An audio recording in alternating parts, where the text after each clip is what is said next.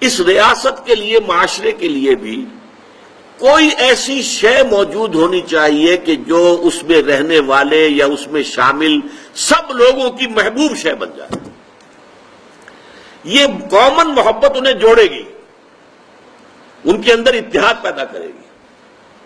مثلا وطن کی محبت، وطن کی جے جے ہند، وطن کی عظمت کے گن گاؤ. قوم کی محبت، وطن پرستی، قوم پرستی، کوئی نظریہ پرستی، یہ بہت سی پرستشیں ہیں جن سے کہ لوگ پھر جڑے رہتے ہیں. نسل پرستی، لسان پرستی، زبان پرستی. یا آج کل جو آپ کو کہتے ہیں کہ یہ لسانی عصبیتیں اور یہ نسلی عصبیتیں، یہ بلوچ نیشنلزم، یہ پختون نیشنلزم، یہ سرائکی نیشنلزم، یہ ایک اردو والا نیشنلزم، 5ویں قومیت نکلی تھی ہمارے ہاں. یہ سب کچھ کیا ہے؟ یہ جمعیت کے لیے، لوگوں کو جوڑنے کے لیے، شیرازہ بندی کے لیے، انہیں متحد رکھنے کے لیے کوئی نہ کوئی شے محبوب ہو جانی چاہیے. اس اعتبار سے اس دور کا سب سے بڑا شرک وطن پرستی ہے.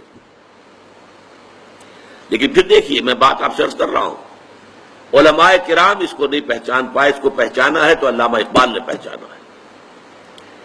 اس دور میں اور ہے، جام اور ہے، جم اور، ساقی نے بنا کی روش لطف و ستم اور، تہذیب کے آذر نے ترشوائے صنم اور، مسلم نے بھی تعمیر کیا اپنا حرم اور، ان تازہ خداؤں میں بڑا سب سے وطن ہے، جو پیرہن اس کا ہے وہ مذہب کا کفن ہے. نہ زارہ دیری نہ زمانے کو دکھا دے، اے مصطفی خاک میں اس بت کو ملا دے. یہ وطن پرستی شرک، اس دور کا سب سے بڑا شرک. نیشنلزم، نیشنلزم جو ہے وہ لوگوں کو جمع کرنے والی شے ہے. ہماری قوم، ریشیل نیشنلزم بھی ہوتا ہے، نسلی قومیت، اور آج کل نیشنلزم جو ہے وہ علاقائی ہوتا ہے، ٹیریٹوریل نیشنلزم. ایک ملک میں رہنے والے جو ہے وہ سب ایک قوم ہے اور اپنے ملک سے محبت سب سے اوپر کر دیں. یہ ہے در حقیقت علامہ اقبال نے جس کو کہا کہ وطن ایک تو ہے وطن سے محبت ہونا، وہ ٹھیک ہے، حب الوطن من الایمان حدیث ہے.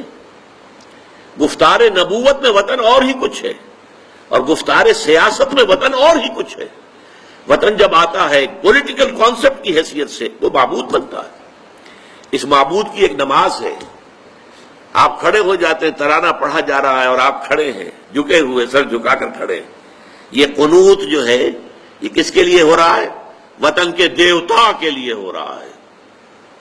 وطن کے دیوتا کا ایک اور ہے سلامی، جھنڈے کو سلامی دی جا رہی ہے. جھنڈا وہ علامت ہے آپ کے وطن کی. آپ کے علم میں ہوگا، میں اس ترانے کے پڑھے جانے کے وقت کھڑا نہیں ہوتا، اور اسے بڑی کنٹروورسیز بھی ہوئی ہیں، مجھے بڑی تلخ باتیں بھی سننی پڑی ہیں، لیکن میں یہ سمجھتا ہوں کہ در حقیقت یہ وطن کی نماز ہے، وطن کی حمد ہو رہی ہے، وطن کے اور ترانے گائے جا رہے ہیں. در حقیقت یہ اجتماعی سطح پر پولیٹیکل سائنس کے اعتبار سے آج وطن جو ہے وہ جو ہے ایک معبود کی شکل اختیار کر گیا.